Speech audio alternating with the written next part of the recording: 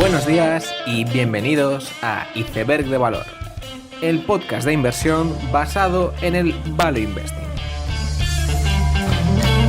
Buenos días, bienvenidos a todos, bienvenidos al podcast una semana más. Lo primero, y me alegra mucho decir esto, querría agradeceros a todos el apoyo que he tenido y la recepción que ha tenido el podcast, porque la verdad es que hace un mes esto no lo oía a nadie y ahora pues sí que tenemos un seguimiento y los episodios pues han sido compartidos en Rankia, en diferentes páginas, y la verdad es que la recepción es buena, el apoyo está ahí y la verdad es que me alegro mucho por ello. Y relacionado a esto, lo que me gustaría es plantear un poco el podcast, porque claro, una cosa es que tú hagas capítulos cuando se te ocurre una idea, y eso está muy bien, pero en general la gente espera algo concreto, espera pues, episodios los martes y los jueves, o en general espera cierta regularidad. Entonces yo lo que me he planteado es hacer pues como mucho un episodio semanal, pero soy consciente de que hay limitaciones en cuanto a tiempo y capacidad inventiva, digamos, y bueno, intentaré al menos hacer 2 episodios por mes. Y en cuanto a nivel, digamos, de técnico, no me gustaría hacer un podcast educativo. Es verdad que hay mucha gente que está comenzando en el mundo de la inversión y no sabe cosas, pero creo que no me sentiría cómodo simplemente pues, haciendo capítulos explicando qué es el PER y cómo se calculan los cash flows. Entonces, no me parece que realmente aporte, pero por otro lado tampoco querría hacer un podcast especialmente técnico. Si vosotros miráis pues, los casos de inversión de Alex Estebaranz, etcétera, veréis que son largos, son muy concretos. Y claro, yo creo que un podcast, un programa de radio al final, tampoco es el más adecuado para entrar al detalle más mínimo, porque tampoco tienes imágenes por pantalla que poder enseñar. Por lo tanto, querría mantenerme en una distancia, pues en una situación equidistante entre lo meramente educativo y muy básico y lo muy técnico, ¿no? Entonces, intentaré abordar pues, noticias, alguna empresa en concreto, pero siempre intentando mantener un equilibrio. Y la verdad es que una parte también que sería ideal es traer a gente y hacer un par de entrevistas, lo cual creo que suele ser bastante ameno y en el mundo de los podcasts en general se utiliza bastante. Vale, entonces esto es lo primero que quería comentar un poco, planteando el podcast. Y otro asunto que me interesa bastante es que en el informe de septiembre de Valentum ha salido de Publity, ha deshecho la posición. Y claro, eso interesa porque, claro, yo hice un capítulo de Publity y bueno, y me sigue pareciendo una empresa muy interesante, y esa idea la generó Valentum, por lo tanto tiene mucho interés el leer ese análisis y bueno, os pondré el informe en la descripción. Un poco para comentar por qué Valentum deshace la posición, es que por un lado hay muchas cuentas a cobrar, que no debería ser habitual en el negocio de Publity. Si lo queréis repasar podéis ir al capítulo anterior, y la verdad es que ahí sí que tienen razón, no es habitual. Por otro lado, han lanzado un bono, o sea, se han endeudado. Yo creo que entra casi dentro de lo normal, porque es una empresa de mucho crecimiento y necesita financiarse. A mí por lo menos no me extraña. Y finalmente hay problemas de transparencia con la directiva. Han tenido muchos problemas para contactar con esa directiva y los informes que supuestamente iban a ser en inglés, pues no lo han sido en alemán. Y de hecho Valentum tenía como catalizador pues, que el informe de mitad de año iba a ser en inglés. Entonces eso ha sido como un cúmulo de razones por las que no lo ven claro y han deshecho la posición. Comentar que en True Value siguen confiando, por lo tanto hay disparidad de opiniones, no es algo que sea evidente y sea claro. Por mi parte, decir que evidentemente lo que comentan no es algo bueno del negocio, o sea que ese bono que se lanza, pues bueno, es deuda y no es algo bueno, pero en mi opinión entra dentro de lo normal. Esas, digamos, esa cantidad que tienen que recibir, que bueno, en 2016 era 33 millones de euros, a mitad de año era 28 millones, claro, ellos esperaban desde Valentum que esos 33 millones fueran simplemente la foto de diciembre, que bueno, por cosas y fluctuaciones pues fuera algo temporal, y claro, ahora han sido 28, se ha reducido, eso está bien, pero parece que están tardando un poco más en recibir los pagos de los clientes. Bien, como he dicho, esto no es bueno, pero al final mi argumento principal, por lo que sigo considerando Publity bastante buena inversión, es que Tomás Oleg, que es el CEO y el propietario del 58% de las acciones, pues eso, o sea, es propietario del 58%, o sea, tiene aproximadamente 140 millones de euros invertidos en la compañía. Os voy a poner una pequeña tabla en el vídeo de YouTube para que veáis un poco los distintos propietarios. Veréis que tanto Renta 4 como G-Series están ahí, reflejando a True Value y Valentum. Y la verdad es que, bueno, con un 58% de propiedad, dudo mucho que se la quieren jugar con la acción. Es mucho dinero y al final lo que Valentum de alguna forma dice es que en el informe de mitad de año hay información que no se ha dicho, porque el informe está ahí y todo lo que dicen es bueno, es decir, todos los objetivos se cumplen, hay mejoras en todos los ratios y bueno, y en general todas las noticias que ha habido también desde ese informe han sido positivas. Entonces, de alguna forma, el peligro que ve Valentum, entiendo que quizá, bueno, haya cosas que no se hayan dicho o peligros que no se hayan visto venir, porque si no es normal. Pero claro, con una persona que tiene tanto de la compañía y de hecho está haciendo compras en propio junio, hombre, pues se hace difícil pensar que tú mantendrías tanta propiedad sabiendo que va mal la compañía. Sería fácilmente justificable decir, bueno, tengo 58% de las acciones, son muchísimas, necesito diversificar y bueno, voy a vender, no porque la compañía va mal, ¿no? Digamos que él sabe que va mal, pero podría excusarse bastante fácilmente en que, bueno, que tiene que diversificar, pero no lo hace. De hecho, en junio, pues compró más acciones de diferentes divisiones y la verdad es que se me hace difícil pensar que pueda haber un problema de fondo.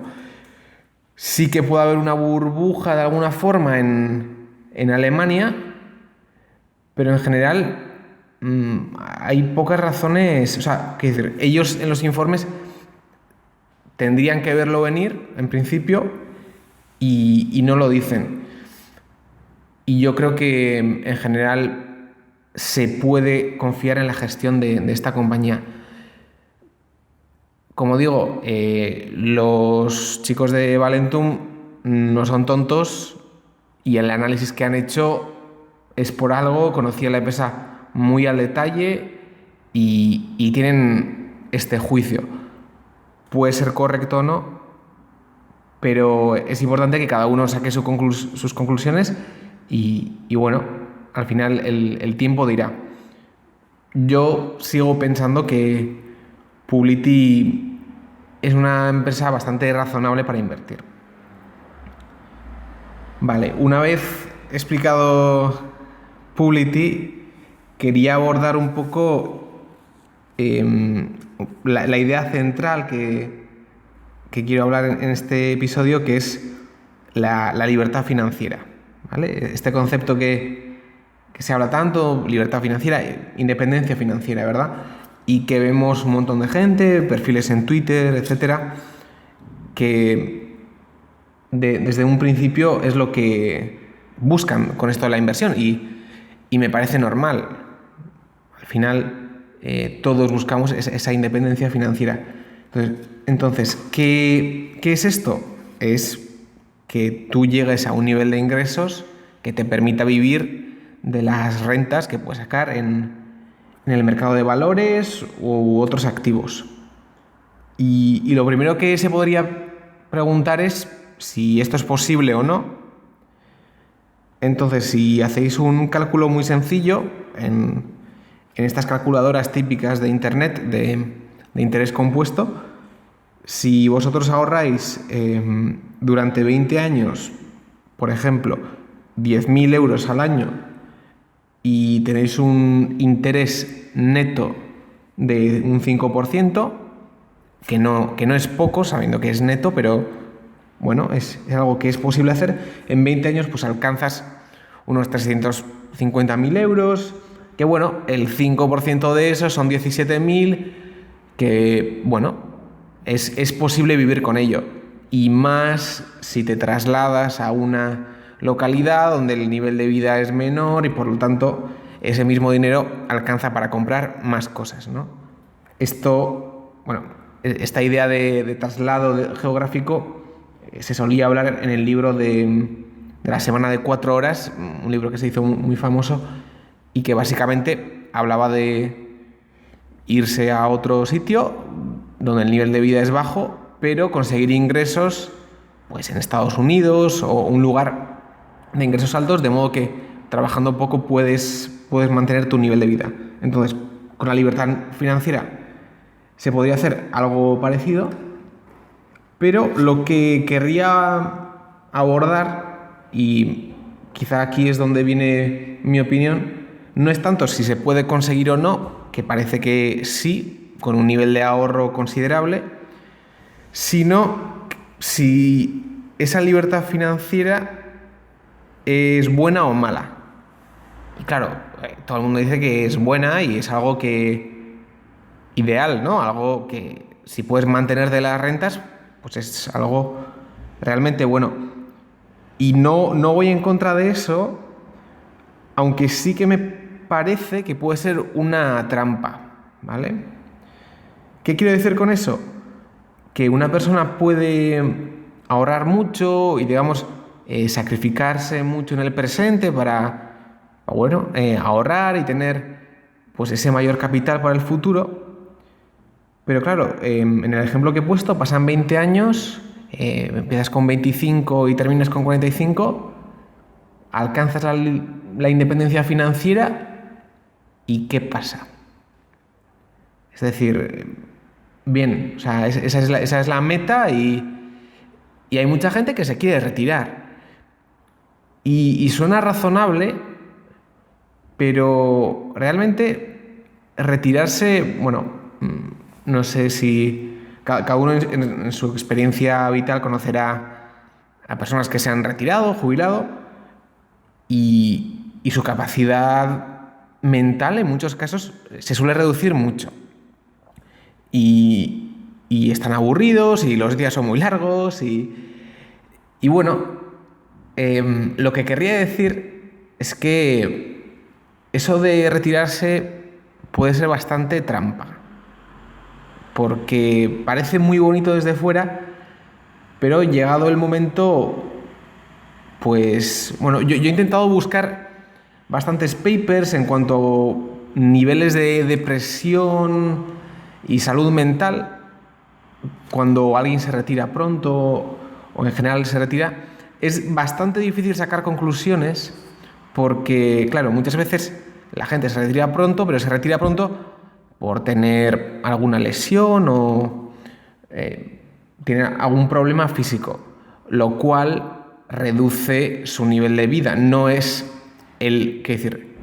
la causa no es que se haya retirado pronto y por lo tanto vive menos, sino que tiene un problema físico y por lo tanto se retiran y por lo tanto viven menos, pero no por jubilarse en sí, sino por ese problema físico.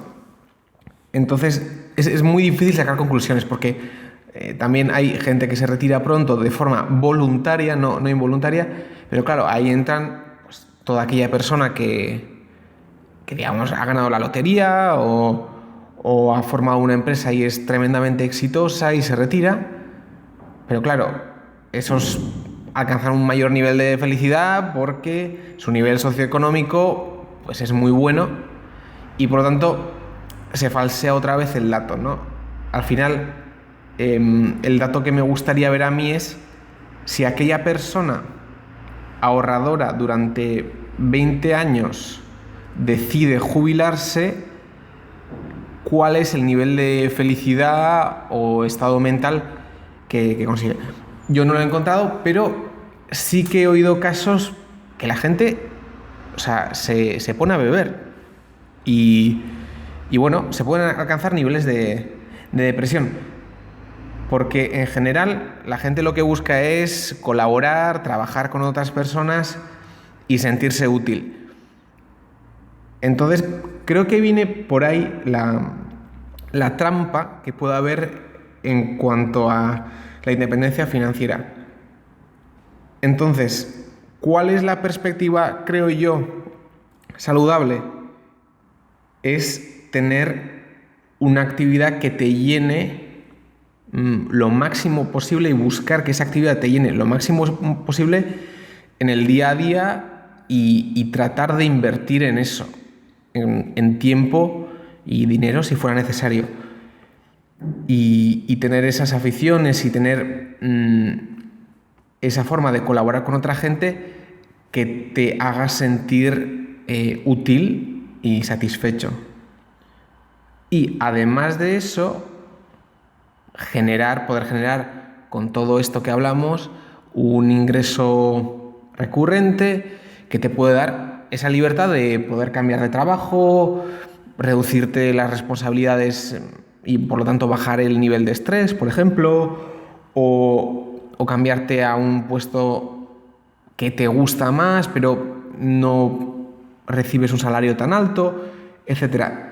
Que la independencia financiera sea un instrumento para hacer lo que quieras en vez de esa meta a la que uno llega. Porque creo yo que en muchos casos, cuando alguien llega a esa meta, ve que no hay nada. Y por lo tanto, es tan interesante ver esa independencia financiera como algo complementario, como una herramienta. Entonces, bueno, todo esto viene a que veo a mucha gente que de verdad quiere esa libertad financiera, pero me temo, o espero que no sea así, pero creo que puede haber una trampa bastante importante ahí y el obsesionarse con esa libertad puede llevar a cometer errores de percepción y es por ello que quería hacer este episodio hablando de ello. En general podéis comentar vuestra opinión en YouTube o iVoox, y la verdad es que ahí estaré dispuesto a debatirlo porque, claro, no todo el mundo tiene esta opinión y está claro que para diferentes personas puede encajar o no retirarse pronto. O sea, hay gente que querrá darle la vuelta al mundo en bici y por lo tanto pues se quiere retirar y me parece perfecto. Pero me parece interesante poder dar esta opinión que no se suele hablar y bueno, estaré dispuesto a comentarlo en Twitter o YouTube. Y en general, si tenéis cualquier sugerencia o queréis hablar de un tema en concreto en el podcast, me podéis escribir un mail o hacer un comentario y no tendré ningún problema en comentarlo. Así que con esto terminamos el episodio. Ha sido un placer, como siempre, y nos vemos en el siguiente capítulo.